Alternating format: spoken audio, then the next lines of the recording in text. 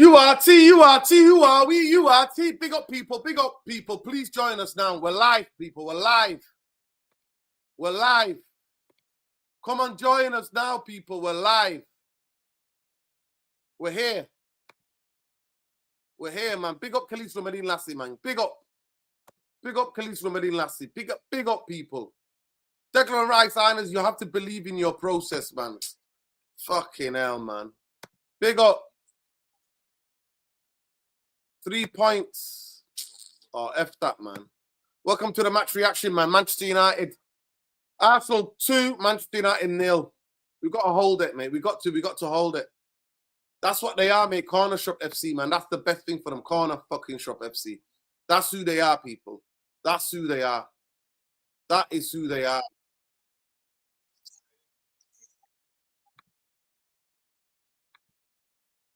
But yeah, people, smash a like on the video, subscribe to the channel, man. Let me just send the link to Bombay and Jarvis and the rest of the gang.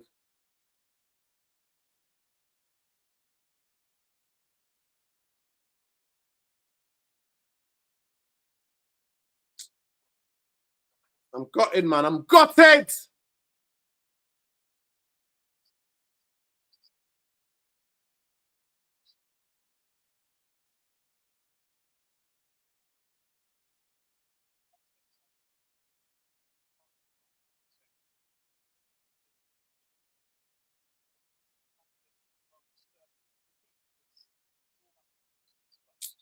I'm absolutely gutted, man. Manchester United. We got done by the absolute corner shop FC, mate. We got done by corner shop FC, man. Honestly, we silenced that place in the first half. Silenced them in the first half, man. But the second half, they did us, man. They got us in the second half. People, like the video, subscribe to the channel if you're not already subscribed, man. Big up for Rants for the raid, but I had to end that stream in it because that watch along would have been 3 hours. But yeah, it is what it is, people. It is what it is, but I liked a lot of things I liked. I want you to tell me what you liked. United fans, Arsenal fans, you can banter us, but we're in that early stage of our development. So I don't know what you're bantering. We stopped their flow. We absolutely put the spanner in the works in the first half. But they just got us with the set pieces. And I think Unana should be more brave than me personally. Tell me if I'm out of order. Am I out of order? Tell me if I'm out of order.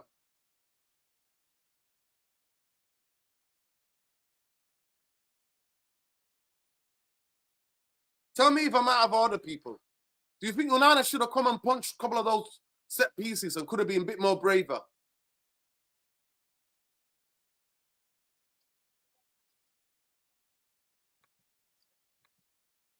Yeah, big up. United did really won first half. I was shocked. Yeah, we kept the ball. Kept the ball, man. They didn't try to come and dominate the game. They didn't. We did nothing. Yeah, we did nothing because we kept passing the ball back. It's going to take time for the players to believe in this new system, people. It's going to take time. It's going to take time. It's not easy. It's going to take time for the players to believe in the system and to be confident. That's why they kept going back. That's why Bruno kept going back. He's playing in a new position in this system. Other than moving forward, Diego Dalot, instead of stepping into the space, he's a bit reluctant. And then in the second half, we didn't want to find Ahmad. With the balls that we're playing to Ahmad, at times like the time where Diego Dalot shot, Ahmad's free there. Give the ball to Ahmad. Give the ball. Why are you trying a 40-yard speculative shot for? Pass that ball.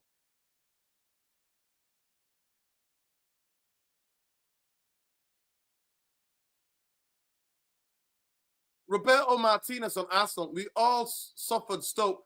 I think it's great credit to remember Tony Pulis. Big up, man. Big up, mate. Big up Martinez, man. It is Tony Pulis FC. That's all you are, Arsenal fans. Yeah, but because we don't have the type of players to play in that midfield, Rasmus. We didn't create that much tonight. We did. We defended really well. I'm really proud of the defense, other than the 2 set pieces we got done by. Yeah, and that's not good enough because we kept getting second half. We were building up to the last third and giving it away cheaply. He's got to coach this team not to give the ball so flipping cheap. He's got to do that. He's got to do that. He's got to coach this team not to give the ball away.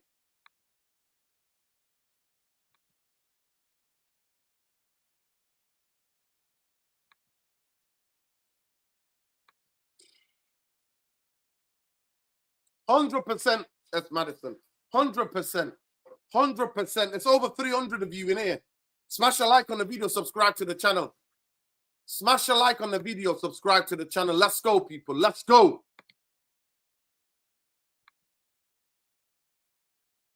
We knew that we're not going to be able to play. We knew we're not going to be able to play it together when we've only been with the manager for a month. Come on, people. We're 20 short, 20 subscribers short. We're 120 short. If 120 of you subscribe to the channel, tonight we're making 12K. Even though we're shadow banned. Even though we're shadow banned because we shout for humanity and we shout for the people that are getting genocided. And we stand against Zionism. We stand against racism and fascism. Smash a like on the video, people. Big up Penny. Yeah, he misplaced a couple of passes, but I thought he did really well defensively. I'm not going to lie. Defensively, I thought Ugarte did really well. And at times, he kept hold of the ball. He wasn't giving it away. Bombay, I just did a mad watch-along. First ever watch-along, and Manchester United fucking lose. We get done by 2 set pieces. Talk to me. I'm going to mute. Let me know what you think. Big up to you. Evening, bro. How are you? How's the URT? I'm disappointed. Okay, so let's go. There's 2 Bummayes. There's one that's going to come and give you the analysis, and then there's the other one that's just going to give it you real. So the first Bummaye is going to tell you about the good and the bad. Give me just 1 second there, man. 1 second.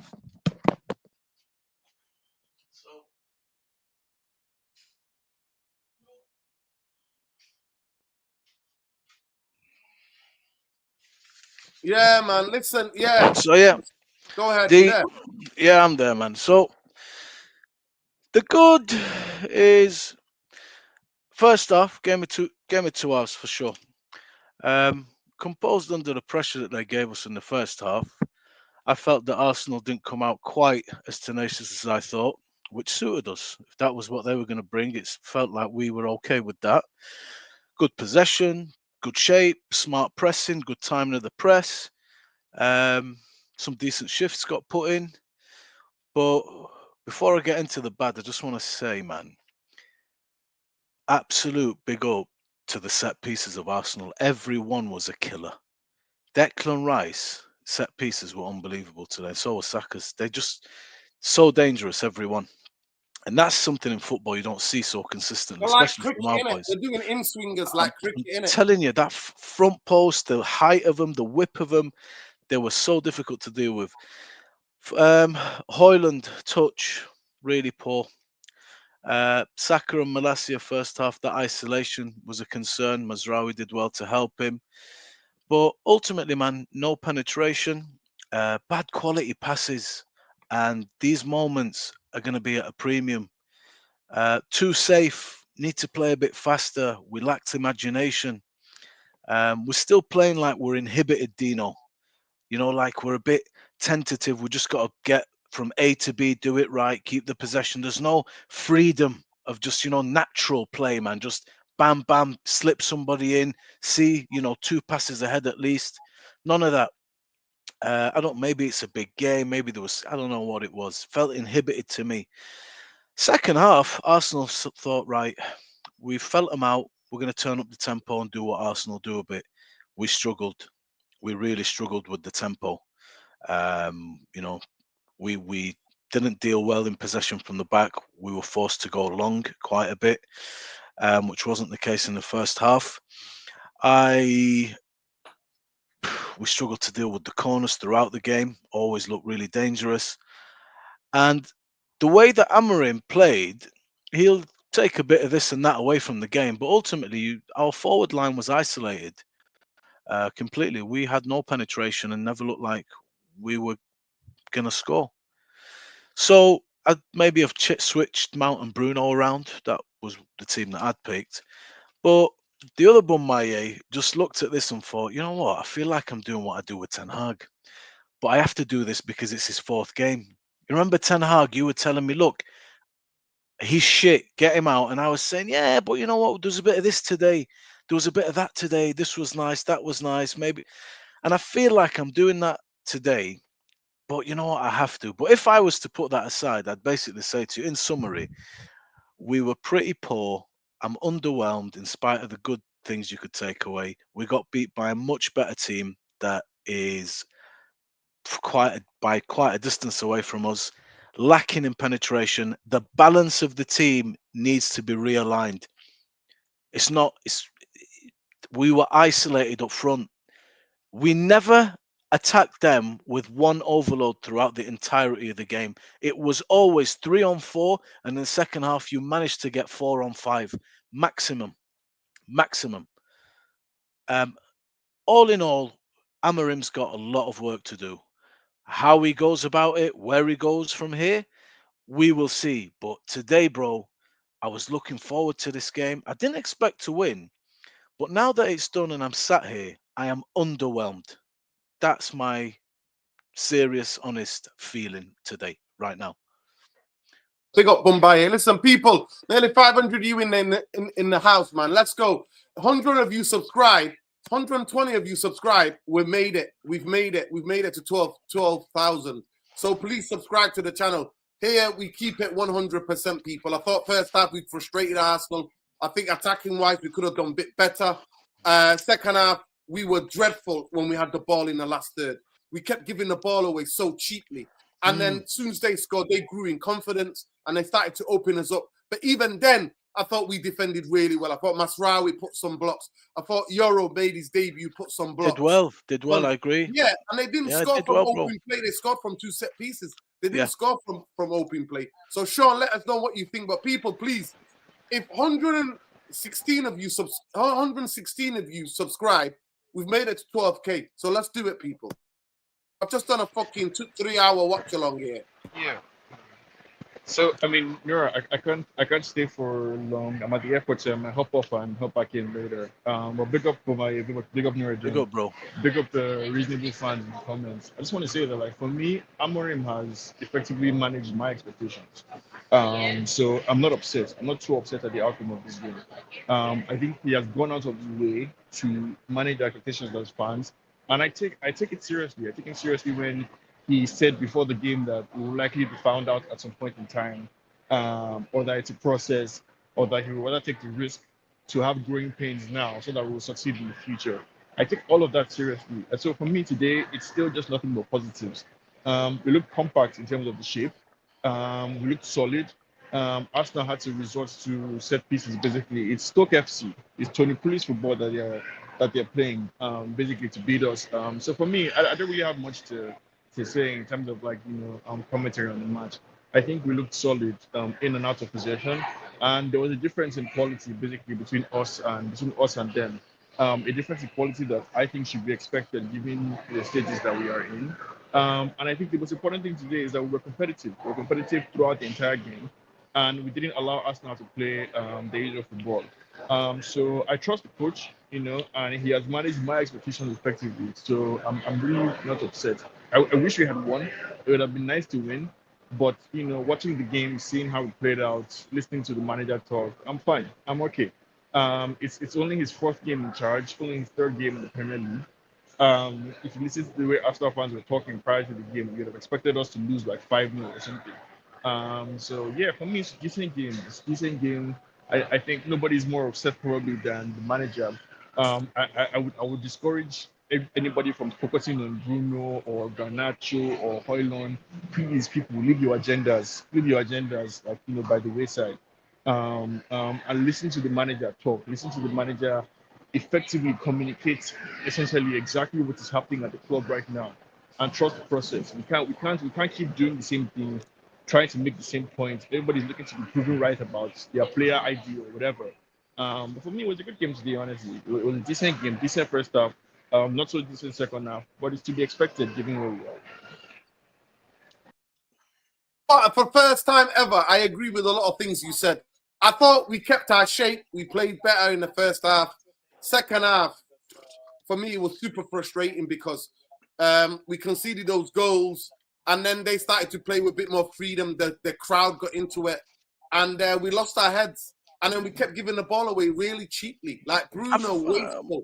Rashford, wasteful. Like, it was crazy. Xerxes losing the ball. Like, Diego Dalot making ridiculous decisions, trying 40-yard shots where he could have just passed to Ahmad when he's one-on-one with Zinchenko. It's just crazy, Bombay, man. Honestly, the decision-making... Bro, look, before the goals, Habibi, I felt that the pressure was starting to build. Second half, Arsenal turned up the tempo, and I was curious to see. I went into this game believing that the tempo was going to be very high, and are we going to be able to deal with it? I said that. But second half was more like the Arsenal I expected. They have to win this game. The pressure's on them. And when they turned up the tempo, we started to fold. Slowly, slowly, slowly. It was creeping. It wasn't just the fact that two set piece goals, whatever it is.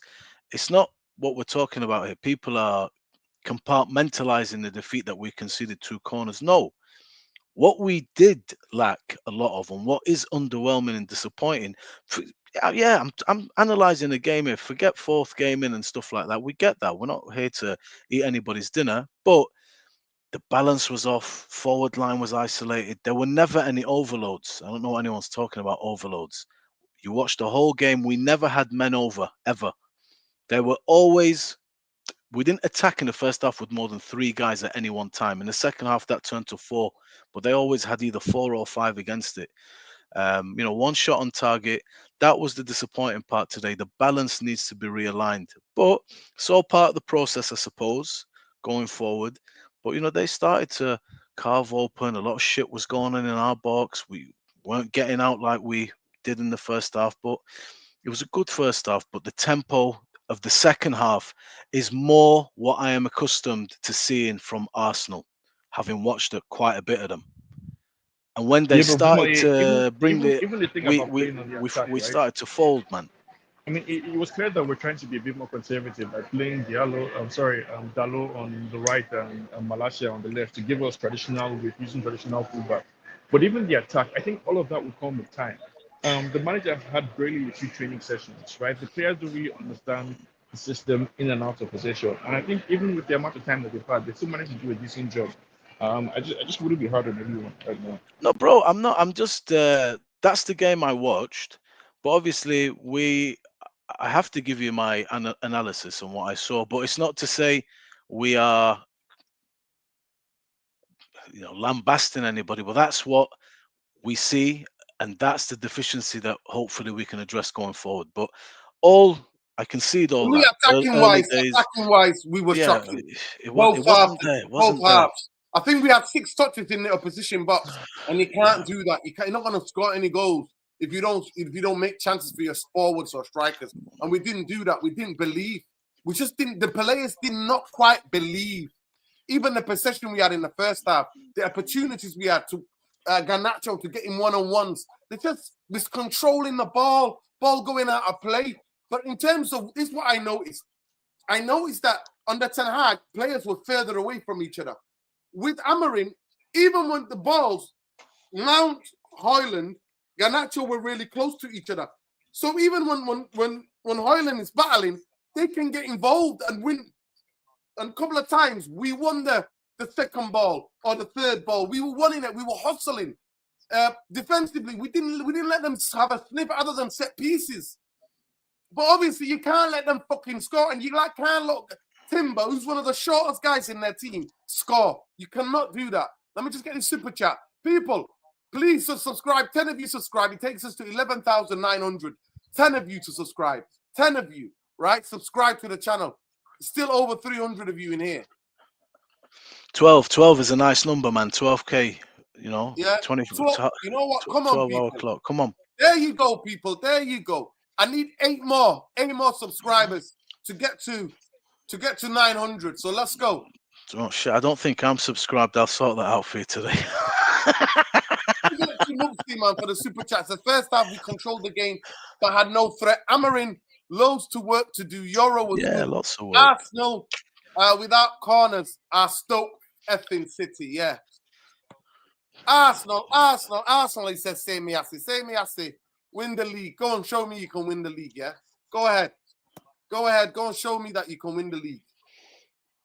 Let me see how many likes we got on the video, people. Because I've not even counted the likes we got on this video. Right, we need to get another 100 likes on this video, people.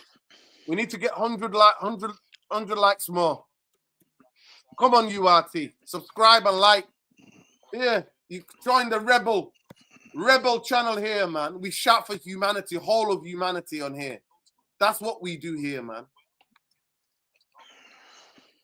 We lost. I couldn't give a shit who had a good performance. Nah, man, we've got to say that who's played well. We've got to say who's played well.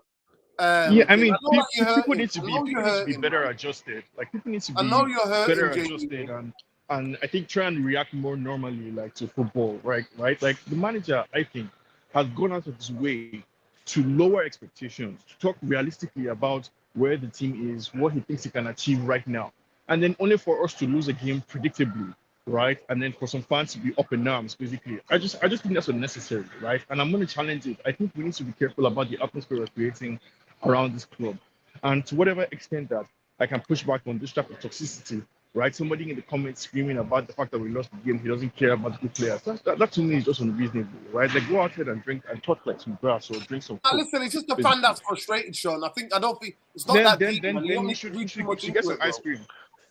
No. You can't say that. You can't say that, Sean. You can't say that. Honestly, you're belittling fans who are frustrated, have just lost a game to 2 No, we had 6 touches in the opposition. What, Sean? Part of the problem is pretending like every opinion is equally valid. It's not, right? I'm not going to coddle anybody here. Sean, it is. It's not. It is. Listen, I said before the game, Sean, I'm looking at the performance more than the result. So I've stayed true to that. Some people are like, no, we need to win. Amarin is telling you we need to win. But Manchester United now, this is the mark of Amarin now and his coaching staff. Ruben Amarin here, we hope we improve by the time United face Arsenal in January. He says here, we hope to improve by the time we face Arsenal. Set pieces, laughs. The important, we have to be aggressive in the opponent's box. We have a lot more areas to improve. Yeah, of course we do.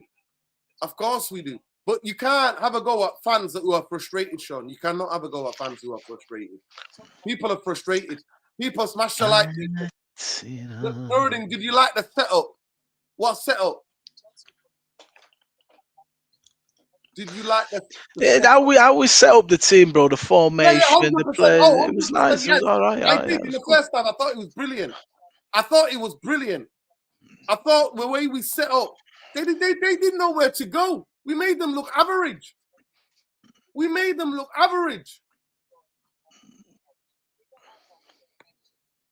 Big up, Jamie Wayne. Don't let him wind you up, lad. Don't fall for it. Don't fall for it, lad. Don't fall for it, Jamie. Don't fall for it, lad. Do not fall for it, lad. Open another can, Jamie. Open another can. Sean, where you heading, bro? Airport. Where you heading, man, Sean? Where you heading? What a goal by Isak. What a goal by Isak. Your City broke the duck today. Yeah, what's the score? I think it was 3-0 in the end. Chelsea popped up Southampton 5-1. They're flying. They're really free scoring now, getting it together. Okay. So, performances. You want to talk individual performances? I thought Onana today wasn't bad.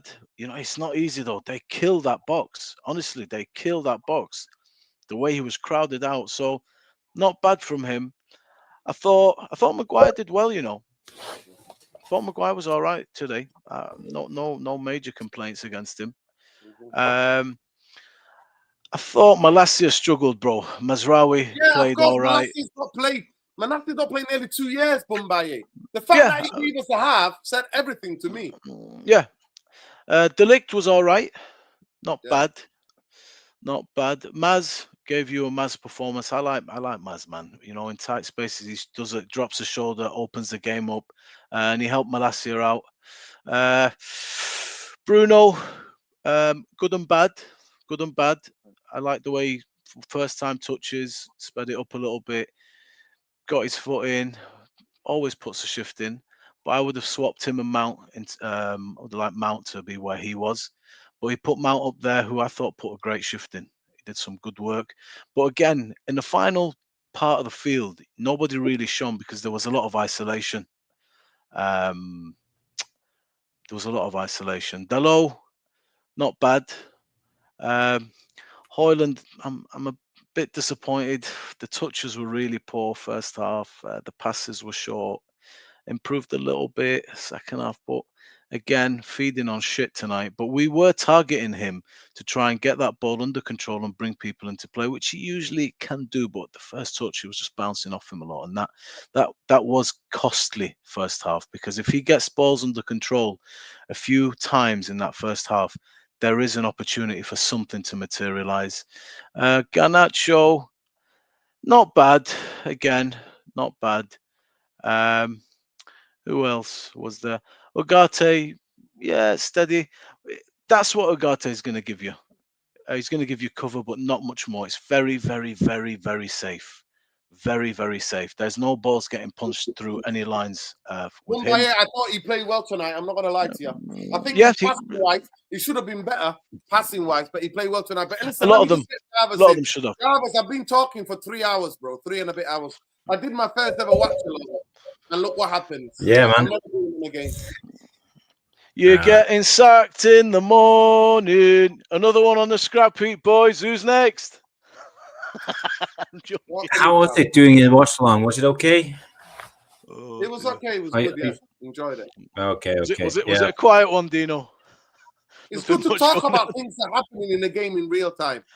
Oh dear. Yeah. That's interesting. I wish I could. I had people over, so Arsenal fans. It's all good, man. It's all good. It's all love. Neighbors, all Arsenal fans. I was sitting there alone, cheering for Man United. What a humbling experience for me, I have to say. But I didn't expect us to win in the beginning of it all. But I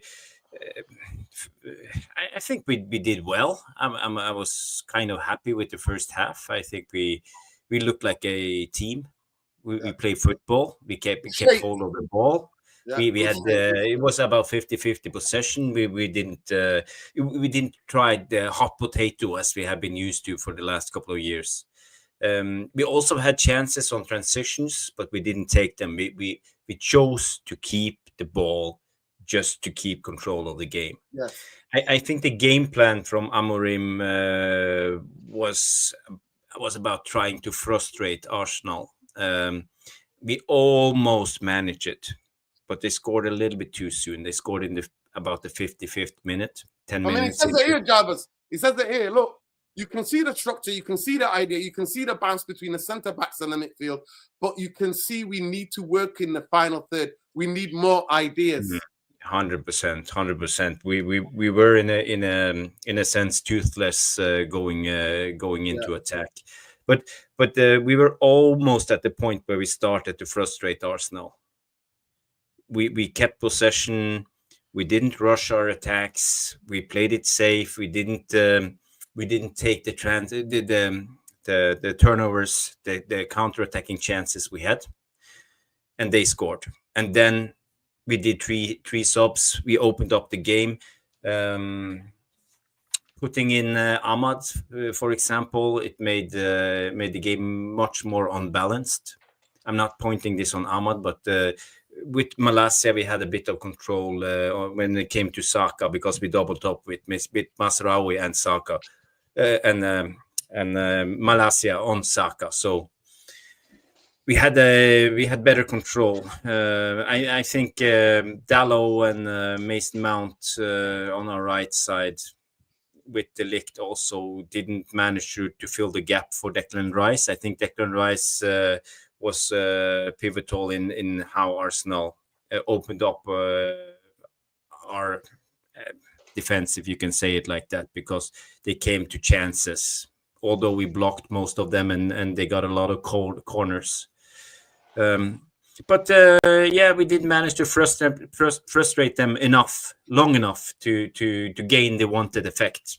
If we have managed to do it, I would say up until the 70th minute, I think Arsenal would have been starting to take more chances. And then I think Amarin's plan was to go on transition, put on Ahmad, put on Rashford, boom, get our chances, maybe nick the game, but at least get a 0-0.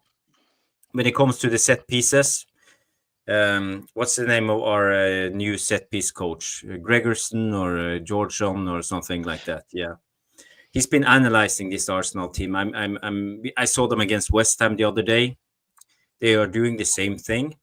They put the hard cross in flat on the goal inside the 5-yard box. That's they why put all the players on one side and rush to the other side. Well, the goalkeeper needs to be super aggressive, Jarvis. That's one solution, but it's very hard for the goalkeeper because there's so much movement inside his box. No, but he has to be aggressive. He's got to. You know what goalkeepers need to do? They need to do this. They need to make space like this. So you have to be brave, and then you got to push people out and punch that ball out. That's what it needs to do. I agree. But Onana is not the biggest one when it comes to height. Yeah, you can't mark that system with zonal. You got to go half and half. Yes, I agree. Half of the players have got to block. The other half have got to attack the ball. That's how you stop it. You can't have full zonal. You can't have 100%. A long zonal. You got to do 100%, Nordin. You're completely right when it comes to this. It frustrated me because I saw it in the first half. They had a big chance with the Thomas Partey heading the ball, but it just fell to him, so he didn't have the time to react in a way. But right away I saw it. There was a big problem with the zonal marking. We had to go man to man and follow their guys when they're moving. If they come from the outside towards the goal, they always do it. But when they come from one side in front of the goal to the other side in front of the goal, why can't we just follow them man to man marking? The zonal marking didn't work, and we had so many times to figure it out. They had 13 corner kicks. I think they scored in their 8th or 9th. We should have figured it out. And then this, maybe I put on the coaching team. They should have figured this out and found a solution for this, because we were in a way sitting ducks. As Amarim said, we live and learn. We live and learn, and I think we learned a lot from this game. But I see our team is maturing. I see the way we're trying to play football. I'm not going to slander the players. I think they did well. I like what I see. They defend the box with heart, going down, blocking, dropping down, trying to block shots, doing whatever it takes to defend the goal around the 18-yard box. And I like what I see, but we lack when it comes to attacking. And I said Declan Rice today, brilliant job offensively and defensively on Bruno. He cut Bruno off. Bruno had nothing, and when it comes to creating defensively, I think Bruno did well. Rice was invisible. Second half, he got into the game. But he locked down Bruno in the first half. Yeah. He made Bruno frustrated. Then when Bruno were trying to start, I thought Bruno made it easy for him, bro. He could have done it better. Yes. He made it easy for him. There were so many times he's passing the ball back. Did you see Amarin on the touchline doing this, telling the team to get out? And Diego Dalot tonight, he was getting a nosebleed every time he went past the halfway line. I'm like, get into the space. The space is there. Arsenal blocked centrally. They blocked with Partey and Declan Rice centrally. So the space is there. The thing about having the wing backs is that, did you see how we played out? I counted 3 or 4 times. We played out so good. We played out so well that we punched the ball into the halfway line. Højlund or Mount came short. Bam, popped it off to Bruno. Bruno pops it up to the wing back, to Malacia. Or Garnacho gets on the ball. And I thought we played, but we every time we got into the last third, we just didn't believe. And you need to believe. You need to believe. That's the frustrating thing about it. Because with the possession we had in the first half, to have only 6 touches in the box in 94 minutes of a football game, it's not it, Jarvis. It's not it. But he acknowledges it. He sees it, though. He knows the Amarin and he acknowledges it. And that says a lot to me. Yeah, he even said so himself. We didn't have much time on the training pitch when it comes to offensive play. And that's why I'm telling you people, let's get the F out of the Europa League so we can coach this team. Fuck F Europe. F Europe, man. Let us do week on week so this guy can coach. This guy has got a lot of coaching to do. He's got a lot of work to do. By the way, people, we're 7 subscribers away from 900, 11,900. So come on, people. Subscribe to the channel. We try to grow organically. We are Rebel headquarters. Here we defend the humanity of everybody. And we don't give a damn about effing Google. We don't give a damn about anybody. We will always shout for humanity and stand against colonizers and imperialists and oppressors wherever they are in this world. I just want to say, Nordin, I will ask you a question. During the watch along, did you ever say to the viewers that we should do something on the set pieces, the corner kicks defensively? Yes. Yes. Because you saw it. You saw it right away. I did see it. Yes. I was like, I said, Zonel is not it. I've even made the title of the video, Zonel is not it. Yeah. Zonel is not it. Doesn't it baffle you? You got to do half an hour because you got to get physically against runners and check them. You don't have to out jump them. You just got to bum them. So yes, you got to stop the lane, the passing lane, the running lane, how they come into the box. So why do you think Amorim and Gregerson and the coaching team didn't? I don't know. They need. You think it's hard to communicate with the players on the pitch to get them? They need to change it. And for also 2.5 years. And the thing about it, the players are used to half and half because 2.5 years we did half and half. Yes.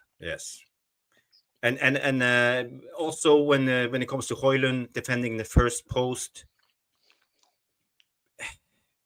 he needs to get better at that. You can't be erratic. You can't be when you are solely defending the first post. That's your play. For the ball. Be on the first and look at the ball. Don't look at the players around you. Casemiro to play. That's why I wanted Casemiro to play today instead of Bruno. I swear to you. Because Casemiro is so good, Jarvis. So good at that near post. He's because so he has good. Focus on the ball always. So good. We miss Casemiro. And then to let one of the smallest guys on the pitch score, that's even taking the piss. But I won't sit there and piss and moan, complain because I'm pretty happy with the performance. I have to say I see there's a lot of Arsenal fans in the house. Big up, people. Congrats, guys. You won the game. But I would say, how many shots did you create in open play during the full 90? And you think are you happy with the performance from your team? Because you had 13 corner kicks and you are really good at set pieces, but in open play it's not much to talk about. Arsenal didn't have many chances, and then Anthony, so frustrating. Jarvis, talk to me. Did you see him try to do some pirouette in the middle of the park when it's so congested? What is he doing? Yeah. He brought him on to... that free kick that Bruno played to him? If he dinks it to the back post, the league's free on an empty goal. Guys, look, today, you got beat by a better side. I just, sorry, Arsenal winning, nothing playing like Stoke. Kind of remind me of Stoke. Today, look. You know what Roberto Martinez said? You know that about Portugal manager? You know what he said? We said we have to remember, we have to big up Tony Pulis. This is what Stoke had. He literally said it on British on Amazon tonight. He said we've got to remember Tony Pulis. Big up Tony Pulis. Hey, look, man, it's 3 points. No leagues are won yet. Do you know what I mean? Arsenal dashed it away when they should have nicely won it. They fell apart. So City have fallen apart to give you a big, nice chance now. It's got to be it this year. So, they got their 3 points end of the day. You know, we were an unknown quantity. First half, I thought we were good, but and I'm going to give United credit, we were good, but I have to be honest. The first half rhythm and tempo of the game was not what I associate with how Arsenal would come at us. The second Fact. half was. The Mhm. second half was. They turned up the tempo, and we. Do I you think felt so? I- Wasn't it a goal that affected the game? For It me, was I the think goal. I It was think the it's a goal. It goal was. affected the no, game because no, To be fair, they came out the first, the first 5 minutes, no, the first 3 minutes, they came out they, fast. they came Okay. out very fast at us, and I felt the pressure building before the goal. Personally, I felt the pressure was building before the goal, and sometimes, man, that pressure leads to goals. You know, that pressure, constant pressure. Defense was working harder. Very quickly, they came out and they thought, right, let's do what Arsenal do. That's how I thought they'd start. They pressed us, but not with the intensity of the second half. They sped up the play. They started to push forward more. They were more direct, and we were getting tested. I felt, and personally, my gut feeling was this is getting a little bit concerning now. We need to get a hold of this game. We started, if you notice, before the goal, mistakes were happening. A few openings were created. Um, but the problem is that we could not play through the lines of Arsenal when they simply shut up the shop. And there was never throughout the course of the game a single moment where we had an overload in attack. Mm. Not once. I didn't see it. Not once. In the first half, we never attacked with, I think 85% of the time it was 3 players. Occasionally you might have had 4. The second half, he brought on, and another thing I'd say about this performance is we had on at one stage Rashford, Ahmad came on instead of the more defensive. I would have started with that team. I wouldn't have started Ahmad personally. I thought it was safe Mhm. option with Delo. It was good. Let's get a feel of the game. Let's settle, and then we can always bring Ahmad on. So that was right. But we had Ahmad, Hoyland, Xerxes, Rashford on the pitch all at once. But nothing actually changed. The lack of penetration did not change at all where you thought it might. It did not change. So there's a commentary to be had there. And I think the way we've set up, you can take some good things away, some positive things away. But you can also clearly observe there is an imbalance in the way we set up tonight. But There Boumbaye, was don't you think it was part of the game plan? Because we had, as I said in the beginning, we had our opportunities to go on the transition, to go on the counter attack. There were openings. We saw the runners running in behind, but we didn't do the pass. We didn't want to risk it. We didn't take the opportunities in a way. So, but we I chose mean, to keep possession, to to Jarvis, to to, to drop the tempo of the game and keep hold of the ball and control. you I kept think that hold. was a clear plan from Amarim, from my side, how I saw it. I would say he kept hold of the ball to the Yes, detriment of the front line. The he did. openings, you see what I mean? So that's when I talk about the realignment of the balance of play. Hmm. We had possession, but there was an isolation. There was Stuoli. no nothing materialized. Nothing materialized. There were moments that I'm frustrated at where you felt that if the pass is perhaps a little bit better, if Hoyland, who was a target man tonight, he saw in the first half especially a decent amount of balls. If he gets it under control and he plays it off to somebody, we have the game that opens up in front of us. We never did that.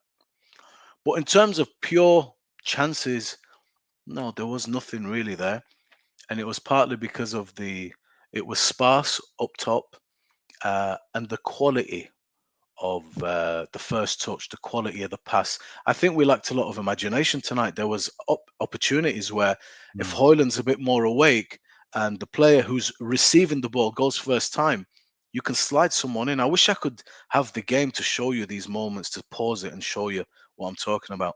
There's a Mm. lack of imagination. I felt today, I'll say it again, we played a little bit inhibited.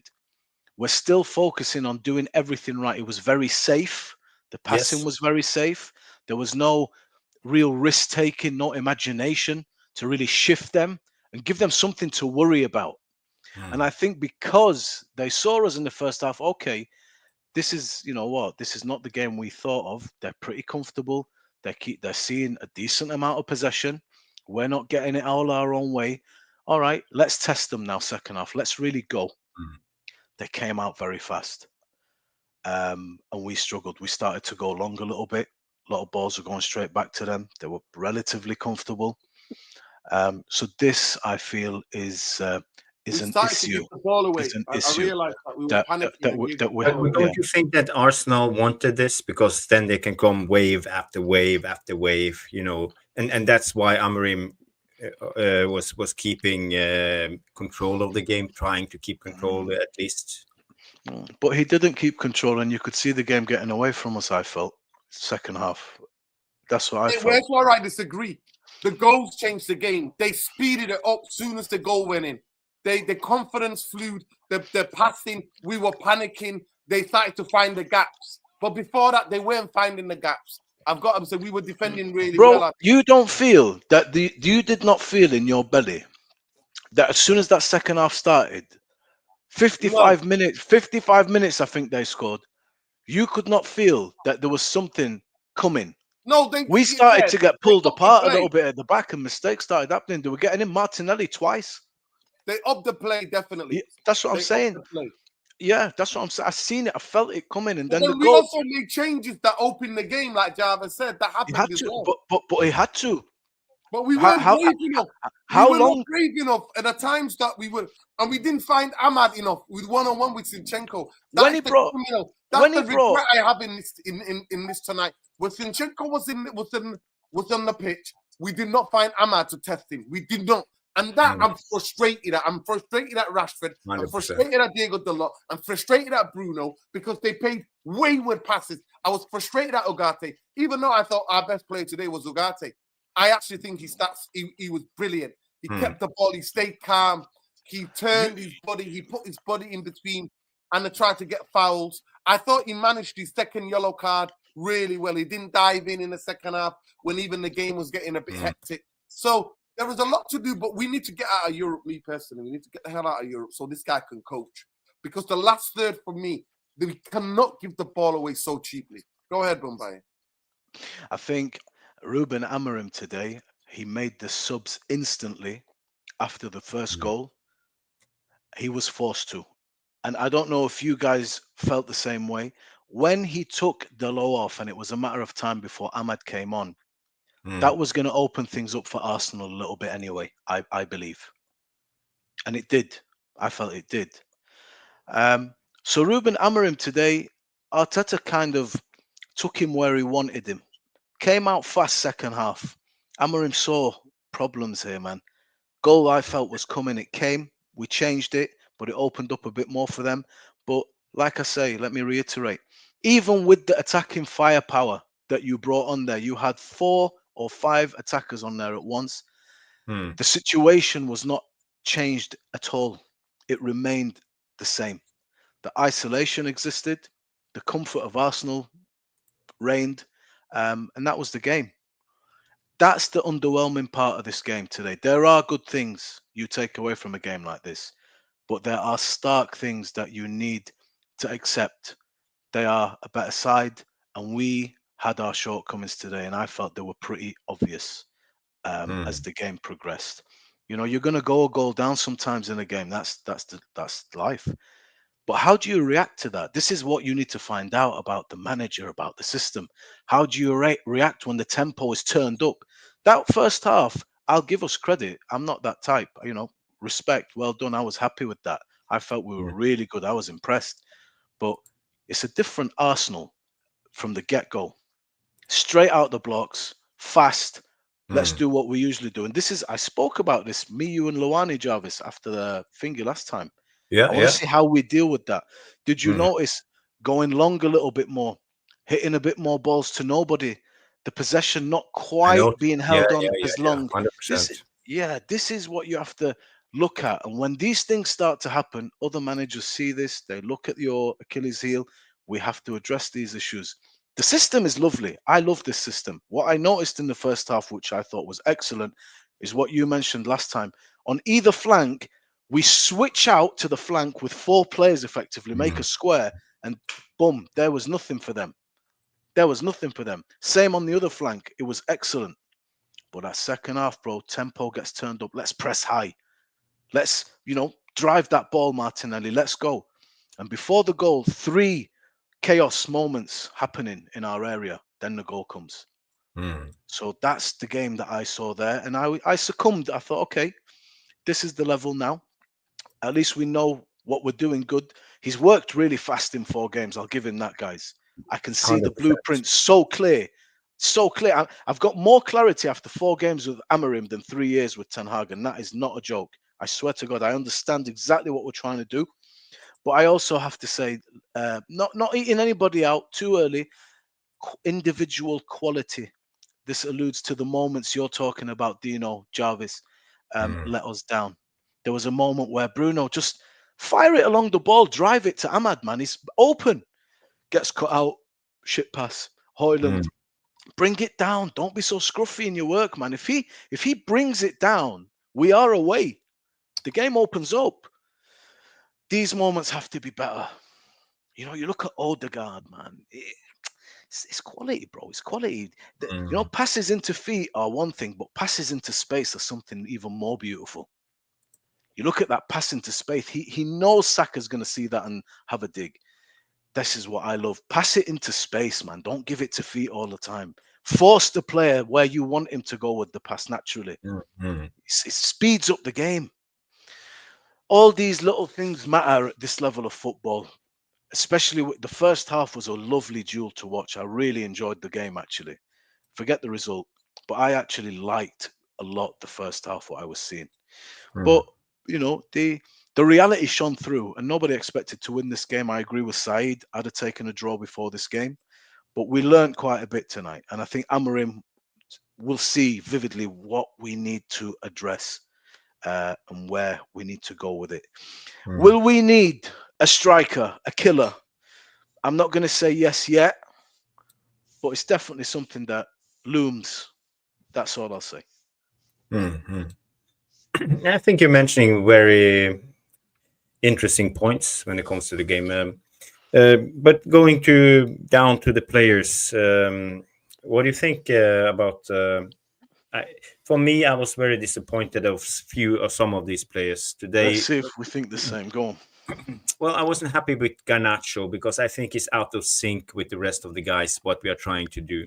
Good word. Especially when we're trying to keep hold of the game, control the game. Yeah. I don't know if he had some free role in trying to create, but he's too erratic. He's taking too many chances. Forgive me to say it. Yeah. The best analogy I can use to describe him as a player, he plays with an erection.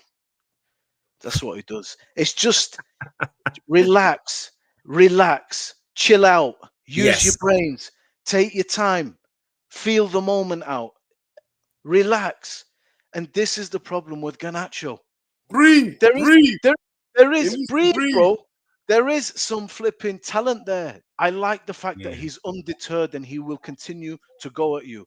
I like the courage.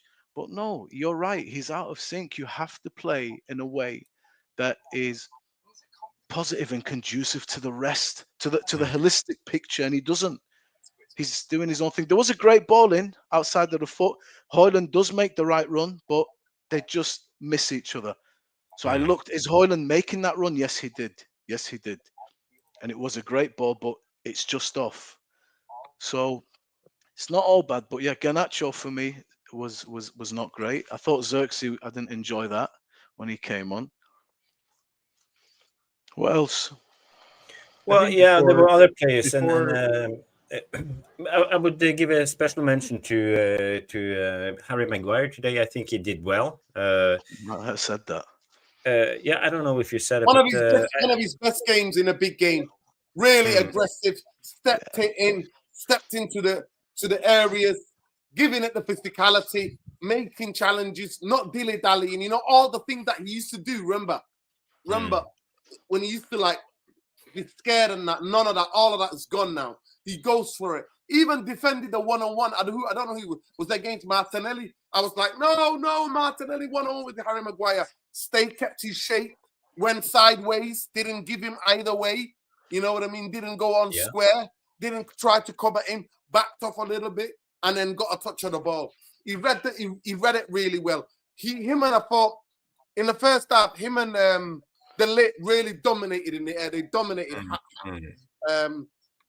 And that's one of the other small things. You know, we took off Maguire and conceded on corner kicks right after. Maguire, our best defender in the air. So, how do you see that tactical change from Amorim? Was it the right thing to do? I think it is because, like he said, he's not physically right. He's been out for a long time and he's getting a lot of injuries now. So he can't, Jarvis. At the moment, we're not playing for results. We're playing in a way to play, and we're making sure that the players don't get injured. We don't have 10 injuries, 15 injuries like we had last season. But Maguire, for me, like Stuart said, he dominated Havertz, and Havertz was not doing great, really, in the first half. Arsenal were not doing great in the first half. Yeah.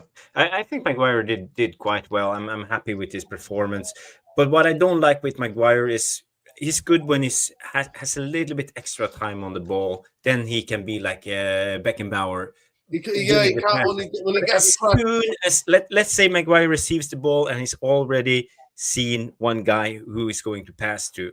And if that passing lane is getting blocked, he's getting stressed and he don't know what to do with the ball. And that's always my worry when it comes to Maguire when he's in possession. I sit there with So he's not as cool as ice as I want him to be. But today I will give it to him. He had a good game defensively, and today it came out that Harry Maguire actually wants a new contract for the next year because he's out of contract. And question to the panel: would you give Harry Maguire a contract? Let's say if he agrees to go down, let's say half his wages, 100K a week. He's on 189.9 today. Do you know what, man? I know why you say no, but for a year in a back three, I would, unless you're going to get some killer in, but because De Ligt is injury prone, Martinez is injury prone, Luke Shaw's injury prone, Johnny Evans is mad old, Lindelof's injury prone. Harry Maguire, bro, had a good season last year. Harry Maguire a year. Harry Maguire now is injury prone. Harry Maguire, thank you so much. You've become a multi-millionaire of this football club. It's been a pleasure. Tara. I would, unless you're going to buy some new one. I will take him to any other club that he wants to go to. No, Bombaye. That's the reason why Manchester United are not getting out. We're not ever going to challenge with fucking attitude like yours. You're making me angry with your comments. No, Harry Maguire needs to go. ASAP he needs to go. He should have gone 2 years ago. He should have gone 2 years ago. Listen, I'd say if he'd have gone 2 years ago, you might have got relegated last year. He's lost for words. I don't give a damn. I do not give a damn. I'm not lost for words. No. But Nora, let's put things in perspective. He's become an injury-prone player. One of the most interesting things about him that he was always used to come in and be fit. Now he's become an injury-prone player. He needs to get the F out of here. He needs to go. He needs to go. He cannot be kept another year. We're not getting out of this, the dump that we are. And plus, like you said, Jarvis, now that we have to play with a 3, we need all of them to be press resistant. We can't have people panicking on the ball, and we can't have people who got no pace. He needs to go. Tara, him, Lindelof. Tara, I'm even worried about my favorite player, Martinez. I don't think in the long term, Martinez can't play in this system because he doesn't have that. He doesn't have extraordinary pace. In modern football, you need to play in a 3 to play the way that Amorim wants to play. You need to have pace and you need to be press resistant or perfect timing. Exactly. You don't have to have pace if you have the perfect timing. It's just look at the let's say Van Dijk, perfect timing. That's the vision, the ability to read the game. Rolls Royce, man. You don't have to have the ultra pace to be a defender, but you have to have the perfect timing. And Maguire has neither. That's his biggest problem. But to put things in perspective when it comes to Harry Maguire, we are seeing that Lindelof is out of contract, Evans is out of contract, Maguire is out of contract at the end of the season. So let's say we buy 2 new center backs. wouldn't it be sensible just to keep Maguire if he agrees to We need to go a promote little bit King down Cute. in We need wages? to promote King Cute, Jarvis. We need to go Yeah, and he's get. quality. He's That's quality. what we need to do. And then we need to find a cheap centre half who's just got good. We need to spot the next young talent, buy another young, and then that can grow with Euro and can be the future. That's what we need to do. We need to do that. But We need to I'm playing. I'm playing. By the way, guys, I'm playing devil's advocate now. I'm not a big fan of Harry I think Maguire you're playing with myself, fire, man. Dino's gonna but what I'm put some saying, water what, on it what in a I'm minute. saying, yeah. But what I'm saying is, he also has his experience, and we know that Harry Maguire has the right attitude. He was the most unpopular guy in Britain 2 years ago, and everybody was on his Come neck. through it, Dino. And you he know what came you're gonna through get. it, and I think his attitude is great, and I think he has a good influence on the locker room. So in a way, if we are going to keep one of those three, Lindelof, Evans, and Maguire, It's Maguire. for me, personally, I would keep Maguire for a Dino, couple he's more not a star, Habibi, but I think you know what? He's been through a lot. He's experienced a lot. He's been at the club a while. In a back three, he's not a disaster. Today he was good. You know, one-on-one with Martinelli, he did all right. I'd like him to be a bit quicker on the ball. He does that Pirlo thing where he's about to do a worldie somewhere. Just quicker, man. Don't hold on too long. But out Yeah, of the for me- three, he's a good guy, man, to keep. For me, having Sure. Maguire as our fourth choice centre back is not a big deal, right? I know Maguire is next thing to Satan. Just seeing him drives people crazy, but like I don't mind him in the squad. I agree with everything Jarvis said about the merits of having Maguire in the team. And if he's going to be our fourth, fifth choice defender, I don't see any problem there. He's a consummate professional, lots of experience, has come through adversity. Why not, right? As long as he's not the starting centre back, it's not a big deal to me.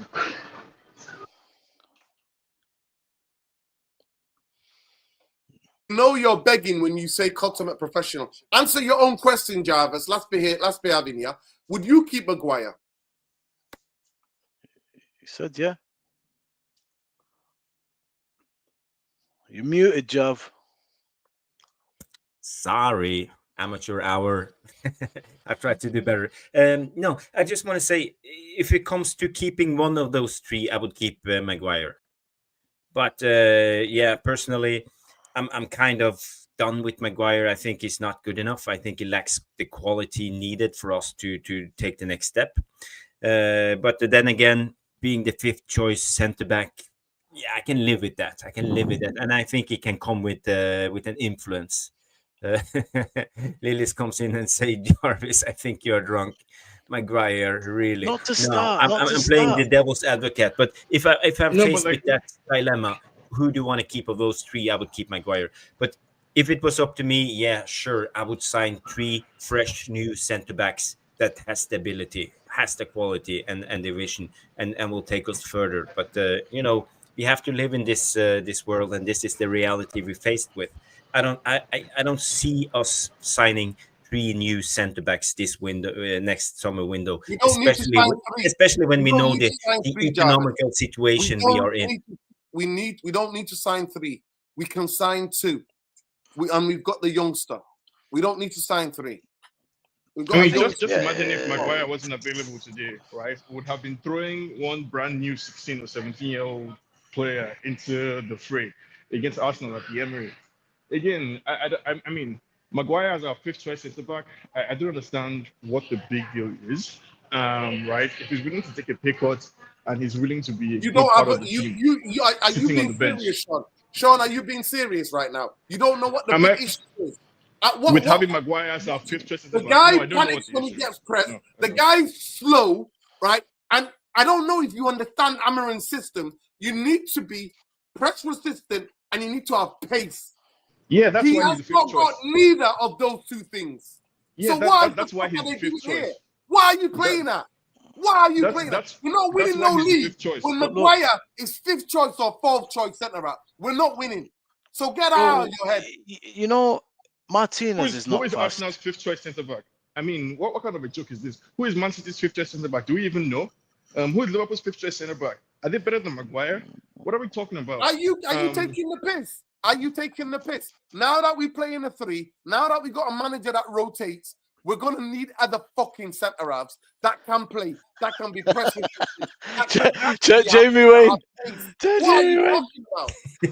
What are you talking about? We don't play with a back four. We play with a back three.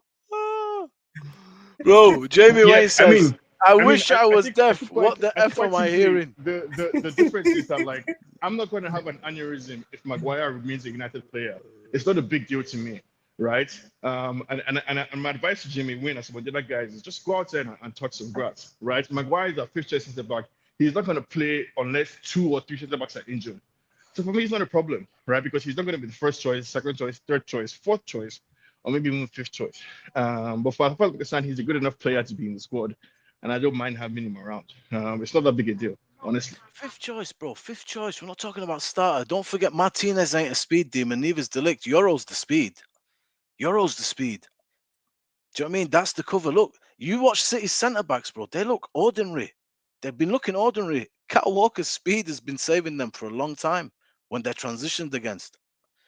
Do you know what I mean? Mags on the ball is all right.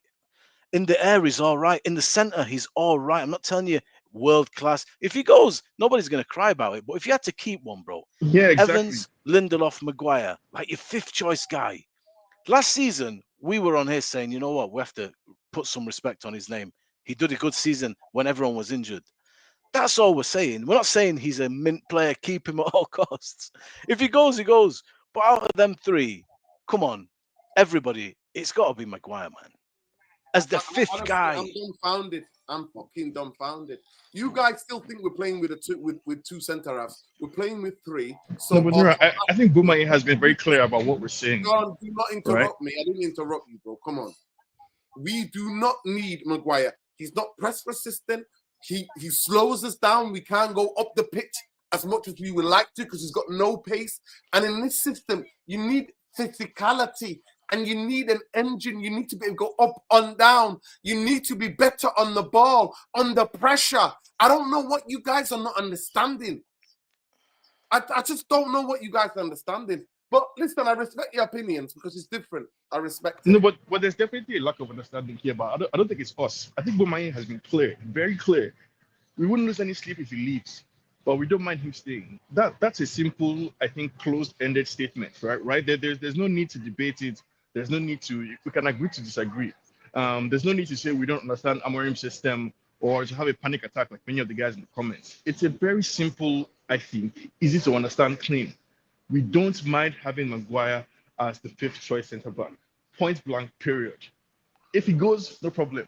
If not, no worries. All right. Talk about Euro.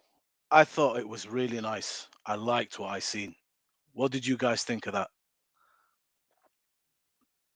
Superstar in the Yeah, I making, mean, man. yeah, I like. We all like what we saw. 100%.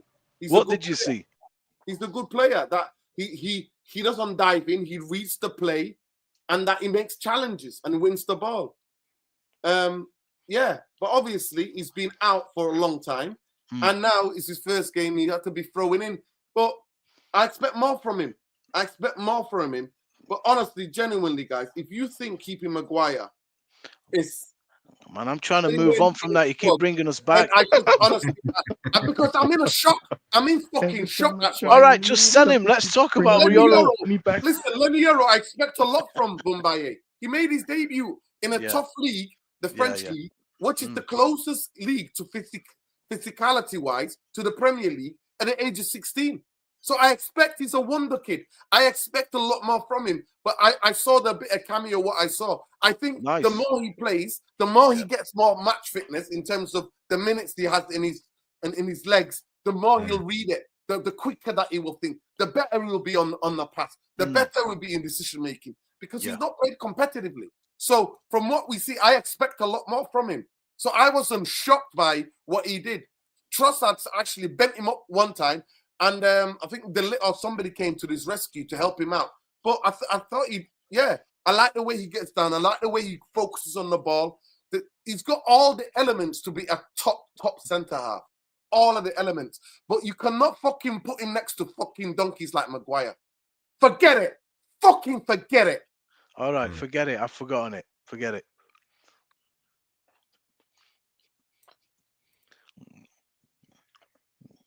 Mount today, Mason Mount today.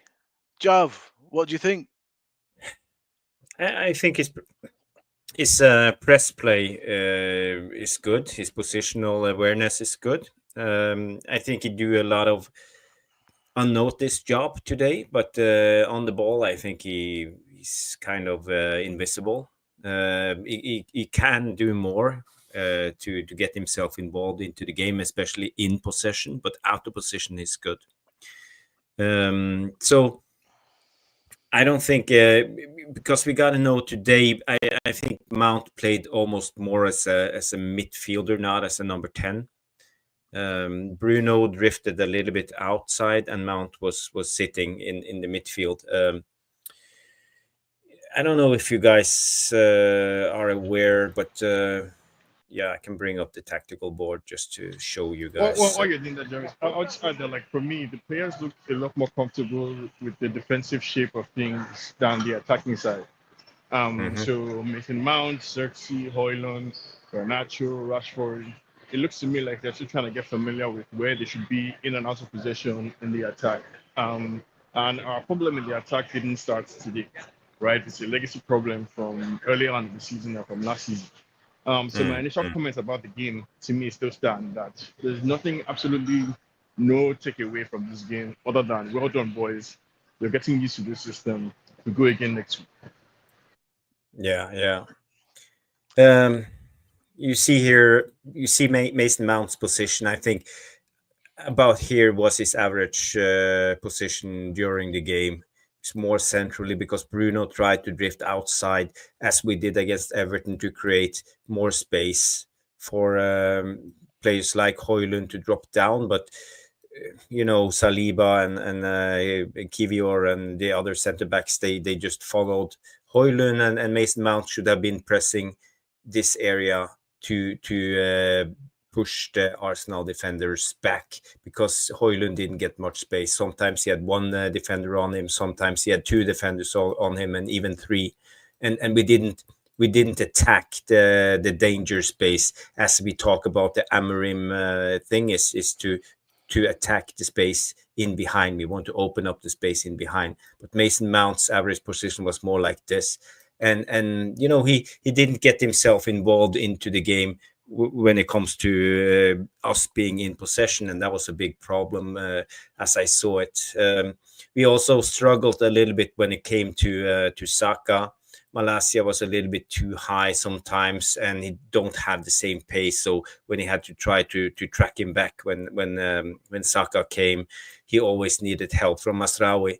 But Saka had a way to find the space inside, to cut inside in between those two guys and make himself available on the ball, in possession, and created dangers for us. So but as soon as we swapped Malaysia with Ahmad was a little bit higher, so Mazraoui was more 1-against-1, so he had to defend 1-against-1, and it gave away a lot of goal corner kicks and stuff like that, because Mazraoui is an excellent 1-on-1 defender. We always talk about Wan-Bissaka as the guy, but Mazraoui is as good and maybe even better 1-on-1 because it's much more controlled.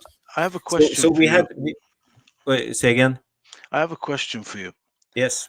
Where would you say Højlund operated for the majority of the game today, and was that by design from Amorim? And if it was, what was the purpose of that?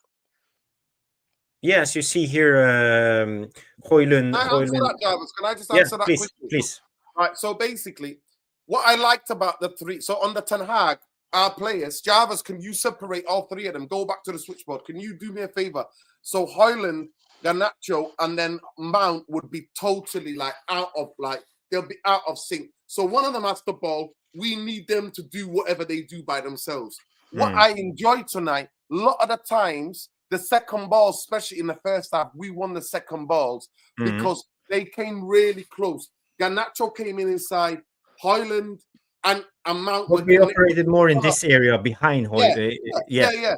We won so Garnacho, Mason Mount, sometimes Bruno came into this area 100%. with the second balls.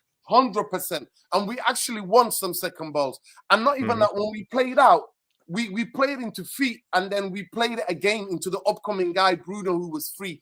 And then we connected with a win back. So I actually like the fact that they were closer together. What I would have liked to have happened, Jarvis, if you take them all into the box, what I would have liked to have done is that Højlund to go soon as the ball went out wide to make that run into the channels, right? But he only did it once. He didn't do that. And then that would free up a space for Mount to get in. You know what I mean? To get into that space. And we didn't do that because Diego Dalot, it's like the rest of the team. We were waiting for Malacia and Dalot to go up the pitch. Malacia actually positionally took up a lot of high positions and actually was at times our outlet in the game.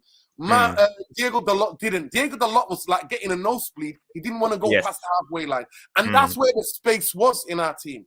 That's where the space was. So for me, Højlund and whoever goes up from first, they have to learn how to run the channels. Because what you destabilize the back four. You destabilize the shape. Because you got them turning. You can then have runners to be able to run into the box and get the ball in. And we didn't do it. We didn't do that. Instead, just to clarify for people, these are the channels you're talking about. Yes.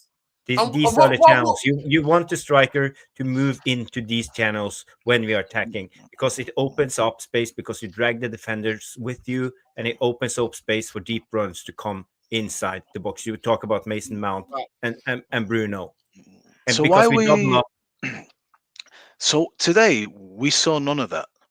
And if effectively him dropping deeper, you might say is to drag the centre backs, maybe exploit some space in behind, lull them in, and then hit over the top, shit like that.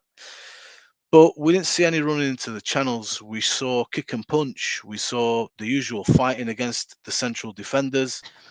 In the main, not coming off better in that fight. What was the purpose of that? Was he doing that himself? Has Amorim, do you think, told him to do that? What's the purpose of that? I think it was a game plan, but we just came up against one of the best defenses in the league with very experienced defenders like Saliba. Yeah, but what's the point of what I'm saying is, Sean, bro? What's the point in if that's what Amorim said to him? I want you to drop deep, drag the defender out, and you're going to battle individually with him. What's the bigger picture of that?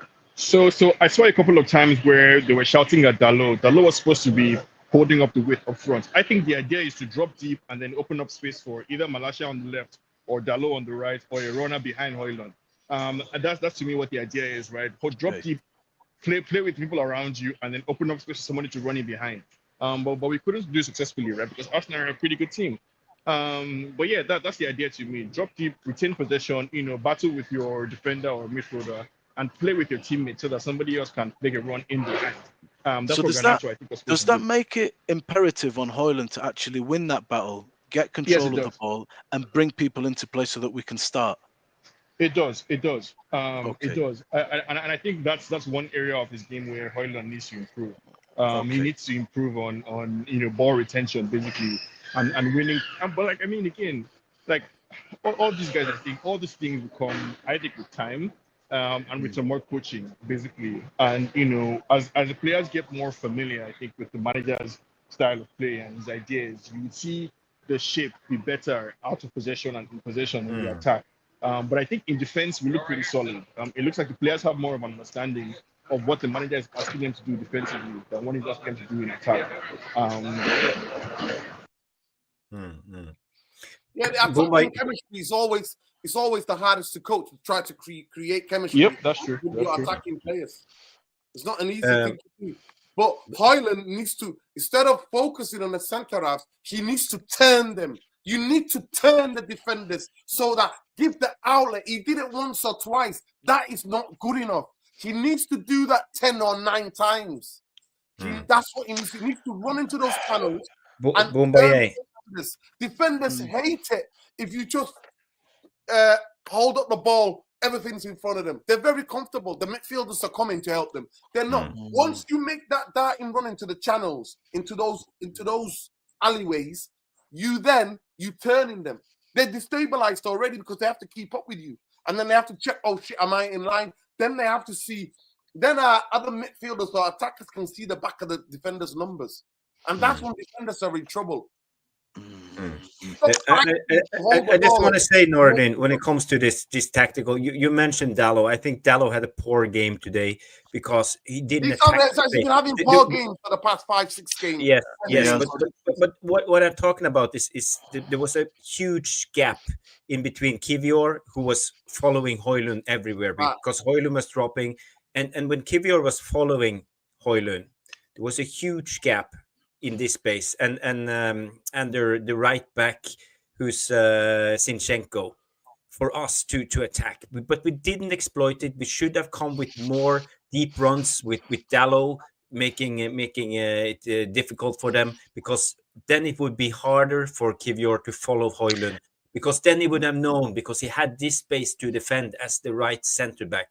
This is his area, but he could follow Højlund without being concerned because Dallo stopped here. That was one of the biggest problems of the game. So the movement of Dallo, he should have been much more, and Amorim should have been targeting on both that flanks. gap in between Kivior and Zinchenko. On both flanks, Dallo was bad on the right and on the left. So I think he was one of our worst players today.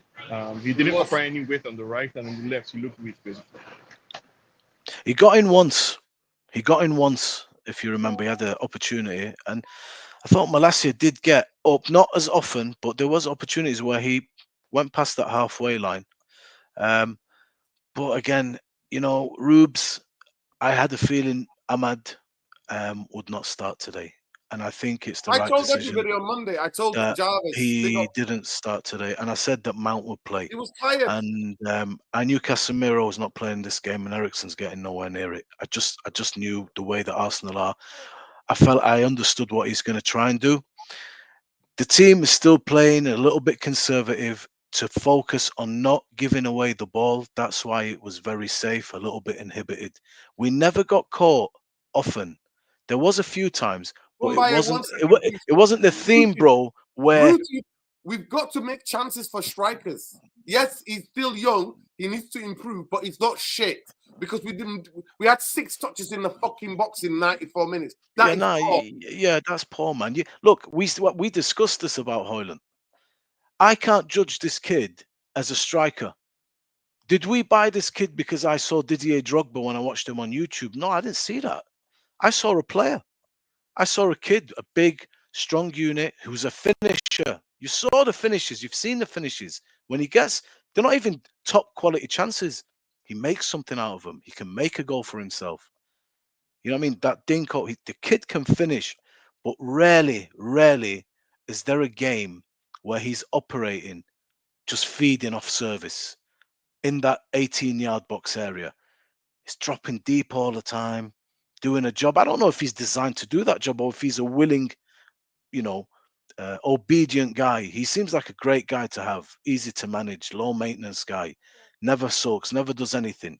He's living his dream at Man United, and he's playing in a way under Ten Hag, and even now a little bit where it's like, man, this kick and punch shit, dropping deep. If I'm not winning my battles, we can't get away. It's a big responsibility. The touch has to be better. But am I able to see Højlund like I see Haaland every week, like Kane every week? Stay there. Service is coming in. Balls are flying into the box. We're going to open up space for you. I don't see a lot of that because today we didn't see the 18-yard box, man. We didn't see anything. No, we were playing on the periphery. What do you want me to judge him on? Kick and punch? All right, man. He tries. He's got to be better at it. But striker-wise, I'm not seeing the... Why do we even need to render judgment right now? Why do we need to make a declarative statement about any of the players at this point in time? That's just my own issue. We don't need to judge. All Højlund needs from us, from my perspective, is our support as fans, basically, and to wish him the best. Yeah, but bro, brother, he has that support. Of course he does. It's early. It's a new thing. But what we're doing here is looking at a performance and saying, how did this performance contribute to the team? Did the job role that this player was tasked, did he execute it? Did he do it well? How did it impact the play? Did he not do it well? How did he impact the play? I'm actually in his corner saying he's brought here to score goals and help us to score goals, but he's not getting the luxury, Sean, of operating in the areas where he can do that. He's having to come so deep today And this is my brain asking, what is he just doing that? Because he's been doing I that, or is don't. Amorim saying I to don't him, think drop his deep job. for me? Do you know what I mean? I think an important part of Hoyland's job has to be collecting the ball with his back to goal and fighting off defenders. I think that's an important part of being a striker and defender. You have to be able to receive the ball on the half turn and do something with it, bring your other teammates into play. So he needs to work on that aspect of his game. But I think that's an important part of his game. He can't just say he wants to sit in the box and wait for the pass to come to him and score. I think he Bro, needs to improve But his do you ball know what, bro? retention. I'm when me and Dino played football, right? I'm a central attacking midfielder, and Nuruddin is the guy that feeds me. Yeah. In a game where we are defending for our playmaker. lives, that's my role. In a game where we're just under the cosh, I'm defending for my life. I could look like a disaster, and he He used to probably spend always scream at him to defend, by and the he way. will probably He hated spend his defending. game He just hated defending. He used just to hate defending. just I used to screaming, bro, scream at just him. going Peices. nuts at me and going mental at me, yeah. And I'm laughing as he's going red in the face and shit. I'm trying, but Why do I imagine Boumbaye that you're like it's kind of similar to Xerxes when it comes to how of a player you are, like Nuruddin, technical? he's not called it too wrong there, has he? No, Not no, not not maybe, not maybe, bad, maybe. not bad. But But, I'm but both footed. So you know I what? just The yeah. only things that Boumbaye's got quick feet. But honestly, the quickest feet, bam, bam. You know that skill? You know when you knock the ball with the 2 feet like that? Yeah. I call it the clap skill. He used to get out of, I'm like, how is he getting out of that corner? Bam, bam. He used to burst between players. So he was on the ball, but he absolutely was just, he hated defending. He could not be asked. But what I'm saying is he's going berserk. He's breaking his back here. I'm trying to do the defensive, but I'm not getting to play my game. I'm not getting even to showcase anything because I'm not seeing the ball. We're not on the ball. We're defending, and Holland is nowhere near the 18-yard box. Do you know Boumbaye, what I I'm more mean? of a player like Nuruddin. I would have been behind you defending and Oh, shouting at you. Jarvis and Dino Get your behind me. fucking ass It's all back locked here up. and Let me defend. go and Do do your job. damage. Oh dear. But Oh, I just want to clarify. I want to go back to the tactical board a little bit yeah. because you remember, guys, against Everton, we did something that was really good because we interchanged position a lot of the time. So when Hoyland dropped deep, it was Bruno especially moved out, dragged the defender with him, opened up space, and we had the wing back pushing through. There's also another thing when we play out from the back, and Stu Wally sent me a voice message and told me this. When Hoyland drops back, Garnacho needs to drop into the channel and attack in behind. That's what Dino was saying. So it's all like it's like a chess game, a dance in between players, interchanging positions and understanding what to do. So it's small margins, and I don't know if it's Garnacho or if it's Dallo or both of them. There's a name for that. What should be the movement should be there. Yeah, the dub opposite movement. Movement. Dub opposite movement is so important. Do you know if we get it right? I said it last time. We will be a really difficult team to pick up. Martinez was picking out those passes, and our fullbacks weren't making those runs against Everton, getting in behind. They're hard to pick up. It's like they ghost in from nowhere, and it's hard to pick up. We're messing around in the middle. All of a sudden, the ball over is a beautiful ball from Martinez, and boom, they're there. But there was not really a lot of that tonight. I don't know if we were a little bit away. Arsenal, Martinelli is just direct. Saka the same. Did they have a bit of fear factor? Held us back a little bit, could be, but it just wasn't quite there today. The overloads didn't exist, and they always had either the same amount of men or a man over. If you look, and it never really materialized. The game was in front of them. They weren't at 6s and 7s at any point in that game. Where we had to move on. We're flying at them. I didn't see any of that really today. And Hoyland dropping deep has to have a purpose. If he does get that ball under control and he plays it off to the left or the right, or he gets it to Bruno, who's just in front of him, even though his back's to goal, Hoyland, game can open up in those opportunities. That's the ones you maybe are talking about, Jarvis, earlier. but I didn't think his play was particularly great. And it is Saliba, you know what I mean? Saliba gave him a tough ride. So it's not an easy job. The touch has got to be a bit better. But again, I respect the work. It's hard work he does, man. He does put a shift in and he tries. It takes a lot out of you, that. And he's a big lad. And he does, industrious. His shifts are industrious. He gets himself about. But I would like to see him have the pleasure, man, to play in the areas where he can get his goals. And if he's missing his chances and he's not there where he should be, then I can start to say, hey, what's this? But right now I can't really say that because it's seldom the thing. Today, Garnacho's ball is a good ball and he makes the right run for me. The ball is they just missed each other. But he gets in front of his defender. He goes on the, So I like to see that. That tells me a little bit about him. I just want to clarify. I was a little bit wrong in my lineup. Dallo was on the right and Malacia was on the left. So the problem was Malacia was a little trying to figure out what I was looking at. Jarvis, we knew. Clarify. Jarvis, if you watched the game, we knew what you meant. Yeah. But I just wanted to clarify it for everybody. So I'm just want to say I'm trying to get it right. But I just want to come back to the lineup. I saw someone saying the lineup was wrong. Benching Ahmad was a big decision in a game like this. He was tired. So I talked about it, Jarvis. I called it on Monday and I said Ahmad wasn't going to play because I listened to what the manager says. So basically with sports science, you can see in terms of the level of fatigue. And when you get fatigue, that's where players can then get injured. He even said it tonight. When players go on red, then it's not point of playing them. He's not going to play players who are on the edge of getting injured. Sports science can predict that. It can't predict challenges. But then again, Noradin, I just want to say when you play with, because we know Amorim so far, and what we know from Sporting, he likes to play with one winger and one fullback on the wing backs. So today he played with two fullbacks on the wing backs. In a way, it's kind of a defensive setup from him. And we also saw that we lacked something going forward. We lacked an edge when it comes to attacking. Yeah. So again, my question is: do you guys think he did the wrong choice playing two fullbacks? Should he have gone with, let's say, a winger, for example, Anthony at the left wing back? I think he showed us now the respect he deserved, basically. And if we had been more clinical in attack or better in attack, it would have been a different story. But in terms of the lineup, I think Dalot on the right, Malacia on the left was the right choice. And the stability we had in the first half, I think, proves that to be the case.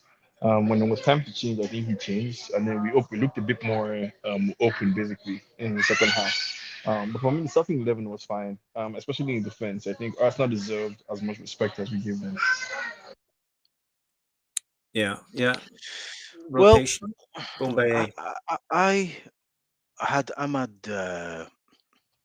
in my team, although I did feel that he would miss out in this game. Partly because of what Amorim has alluded to, because it's the embryonic phase of the development of this job. He will play a little bit safer because he believes it's easier to teach a fullback to go forward than an attacker to defend, he said. And Martinelli is a tricky customer. So, and I always felt that Ahmad will come on. But I said earlier, even with the changes that took place, I still felt there wasn't really a change in the game. I still felt we were pretty null and void going forward with Ahmad. And that to me posed a little bit of a concern.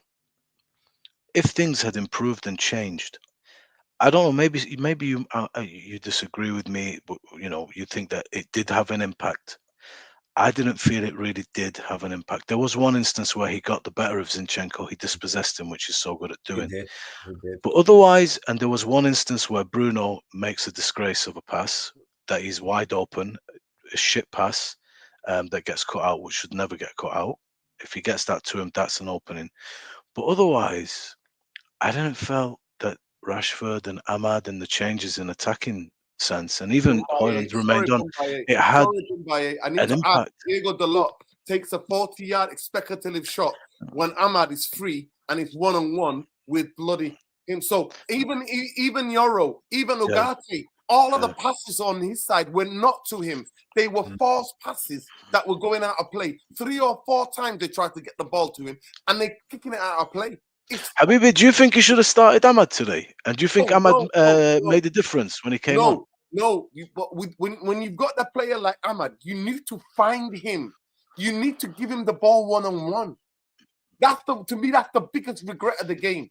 Is that we did not, when Ahmad was on the football pitch, when Zinchenko was on that football pitch, we did not isolate him with Zinchenko.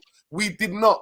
One moment he did that, and then a defender got back at him. Another defender came to us. He turned Zinchenko inside out. That's what I mean about, bro, you're right. Isolating him with Zinchenko, you would fancy Ahmad for sure. But that's exactly my point, that the overall game, there was no impact on the game. We weren't able to get it to Ahmad even if he was there. So what was the difference? What was the point? If we were able to get it to him, then we could have an argument here to say he should start, or that's the way to go in this game. But the fact that we isolated nothing, Ahmad only had one opening where he took Zinchenko on because he disarmed him, took the ball off him, and he was fouled. But otherwise, there was no impact in his coming onto the pitch any different to Dalot. So the fact that we couldn't find either of them, or they were both barren, I'm looking at like what? It's a bit of a concern. There's a commentary there. The subs made no impact on the game, as we didn't function differently. We didn't find them any better.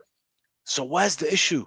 Where's the root of the issue? That's what I'm trying to say. For me, I think the issue is shifting play. We have been brilliant in the 3 first game, shifting play from one side to the other. Today we struggled really hard. I think I saw in the first half at least we shifted play once. Yeah.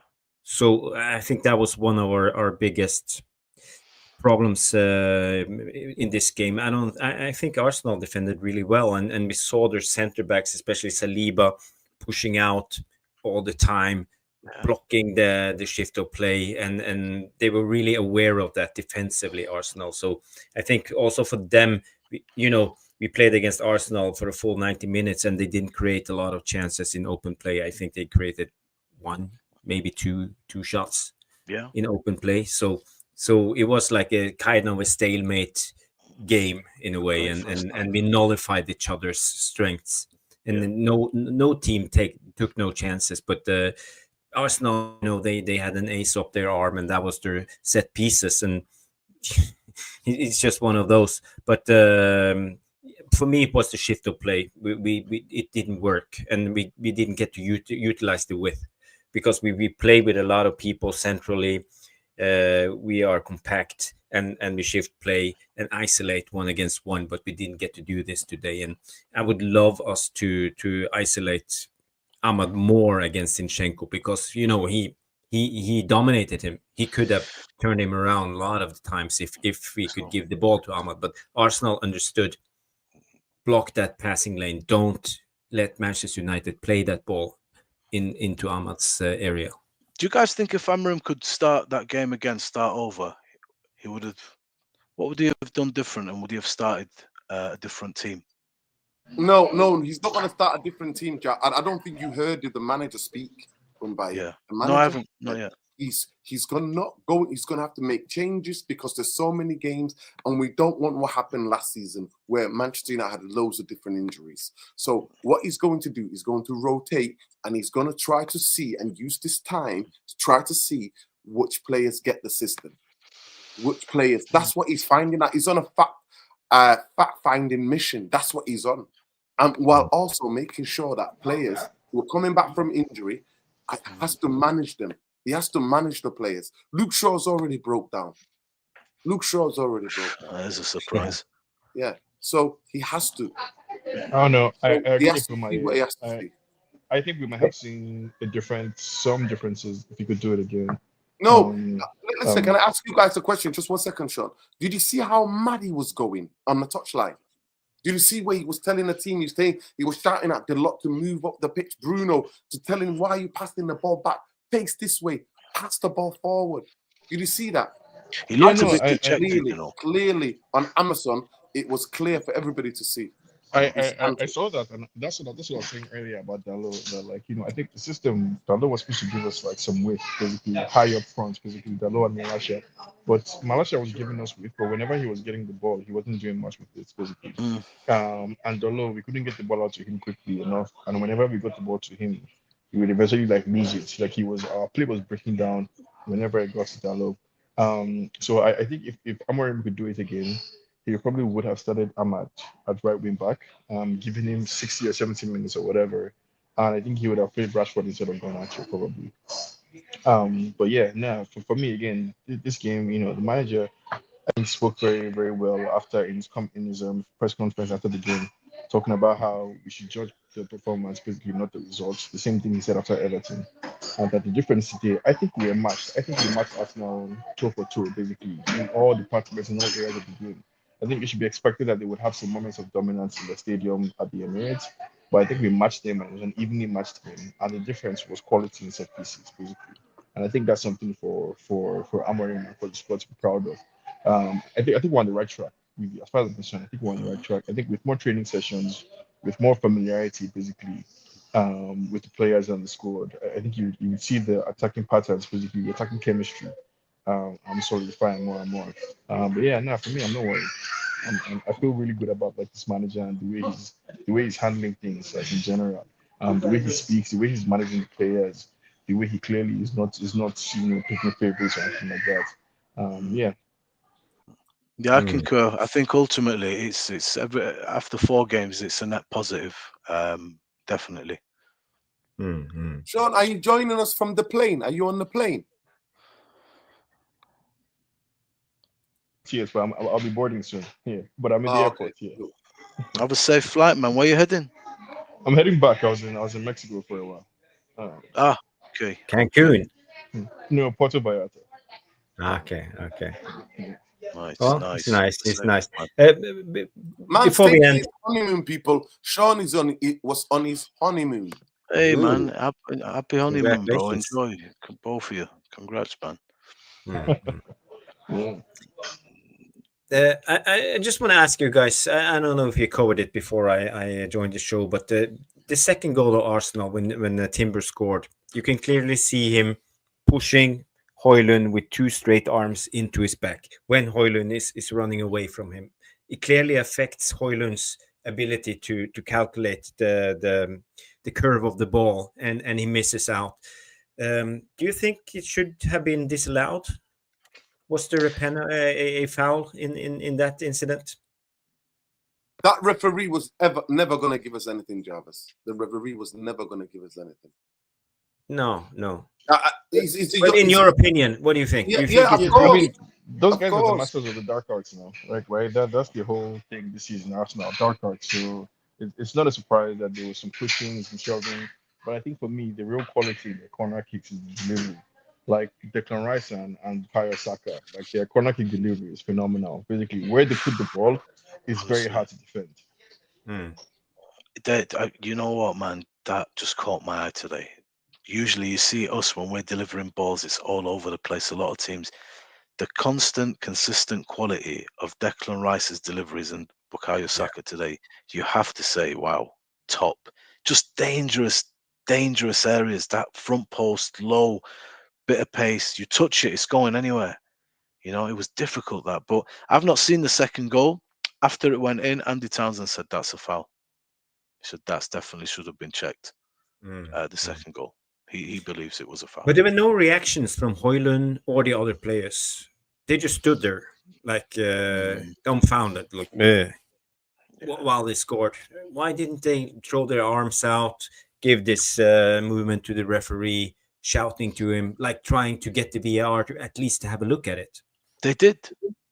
I didn't see it. It Our sounds players like are weak, Jarvis. Our players, Jarvis, they don't have streetwise. They're not streetwise, Jarvis. They're not streetwise. They're too innocent. They're like Bambi on fucking ice. Some of our players. Yeah, they've reviewed it, bro. They were looking for an offside, though. They weren't looking for a foul. On the second ball, but they were looking for a handball on Partey. They but missed the playing foul. Højlund, he got pushed in. Maybe he's so used to it while he receives the ball with his back against the goal that he didn't even notice. But he should have been. For me, I would have appealed it at least to the referee. But then again, it is what it is, and yeah. Yeah, I think the noise in the Emirates, just the energy that Arsenal were playing with and lead up to the goal. I think our players were also a little overwhelmed. And I think, as Nuri was saying, that lack of character, I think, is a real thing. Like the lack of personality. We don't have it just yet. But I think that's something that Amorim is definitely bringing to the squad. And I think that's why the rotation is also very important. Like when you rotate like this, you make every single player feel like they're a part of the squad. Like they feel like they have a role to play, even if you're a sub or you're a bench player. And everybody's fighting basically and pulling in the same direction. So Ahmad or Rashford and Xerxes scored 2 goals, and next game they're on the bench. But when they come in, they better be willing to work hard. And I think the same thing goes for the Nottingham Forest game. I think with time you would see that like that energy, that fighting spirit, I think that seems to be a feature of Amorim's teams. I think I expect that to happen again also at United. Yeah. I think you guys are right. The mentality. He spoke a lot, Ruben, about the culture. He was asked about the holiday of Rashford and Casemiro, and he said the players are just doing and taking the leeway that they're given. This has to start with the club. The club has to operate in a different way to set the standards by setting the rules, setting the policies, setting the procedures. Big up, man, everybody. Amazing. 300 likes. That's great. That's wonderful. That Big is up wonderful. Blazing. Listen, guys, need to call it a night. I've been man. live for how many hours? Nice way to finish with 300 likes. Respect to everybody, big, man. Big up to everybody. Please make sure we follow Mr. Jarvis Cocker, Man UFC Realist TV, Bowley 77. Make sure you give him a follow. Tactico on the channel. Big up Bumbaye. You never see him anywhere on the internet. Excellent here. Maybe you might see him on Man UFC Realist TV. Proud to be part of this number, brother. Please, Jarvis, can you send me Tom's number if you've got his number?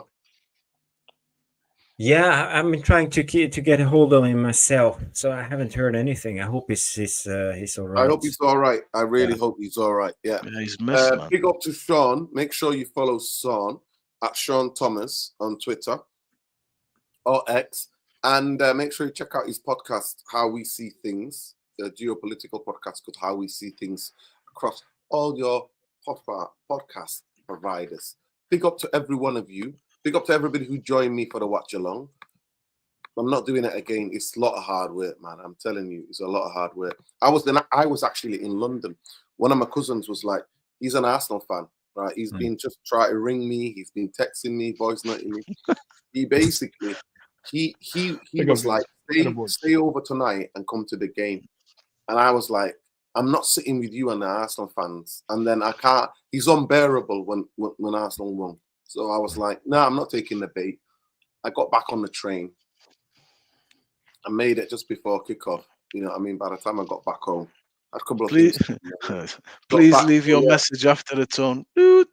Yeah, big up. No, I'm not speaking to him for a week at least. That's how it is, isn't it? I just block him. I just mute him for a week. That's what happens. He's unbearable. He's too unbearable. Oh man! Listen, we've got this fixture now is taking the piss. Our record there is getting a little bit worrying now. I'm getting tired. 2017. It's only Arsenal people. Lingard dancing, mate. Just in Lingard, Millie Rock. Jay Links with a Millie Rock. Good night, Blazing Spurs. Yeah, but big up to everybody. Love and light, man. We'll take soon, people. Take care. Look after yourselves. Big up, guys. Everybody lower class from big up Birmingham and all the other guys. You know, I see all these names in the chat all the time you're live. You know, it feels like I always almost know you guys, and yeah, it's good. It's good. I appreciate every comment that comes in, and I read them. Maybe we don't shout you all out all the time, but you know, guys, I know who you are and what your opinions are, and you know, it influences us and it gives us input to what to talk about. So just keep those comments coming, and yeah, always. We are happy for you guys. Thank you for tuning in every time.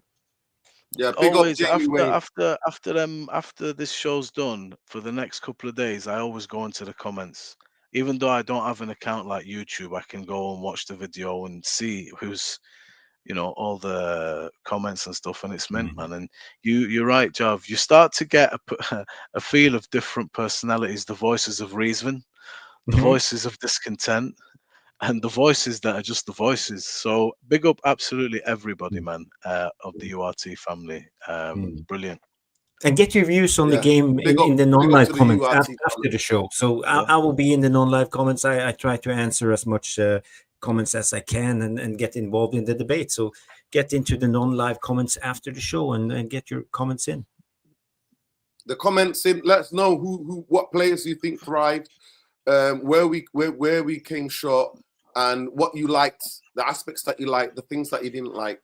So let Should us know. we give Maguire a 3, 4, or 5 year contract? Let us know. 7 years, 350 a week. Go on, Harry.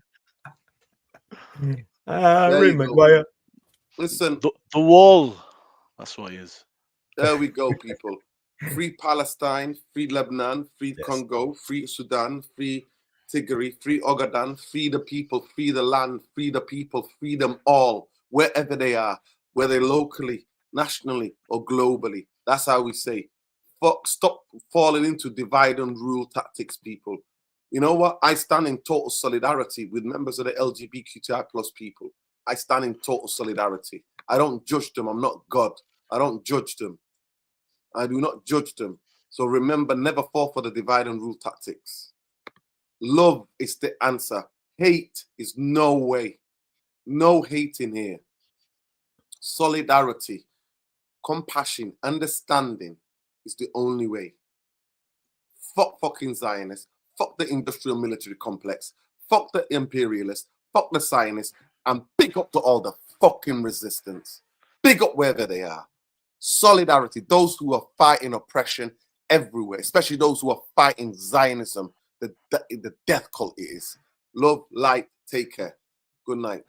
And fuck Ineos, fuck Jim the Rat, fuck Dave and the quarter sexuals, and fuck the Glazers while we're there. And anybody else associated with it, well, fuck you too.